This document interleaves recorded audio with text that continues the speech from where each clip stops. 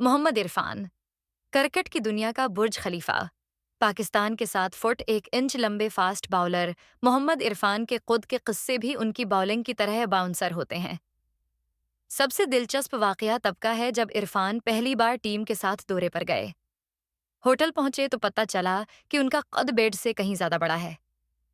बेचारे इरफान को दो बेड्स साथ जोड़कर तुरछा डिएगनल सोना पड़ा, और फिर भी उनके पांव कमरे के दरवाजे तक पहुंच रहे थे।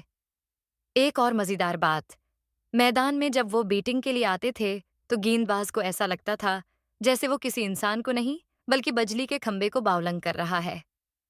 और जब वो गार्ड लेने के लिए झुकते थे तो ऐसा लगता था जैसे वो जमीन पर गिरी हुई कोई सुई ढूंढ रहे हों।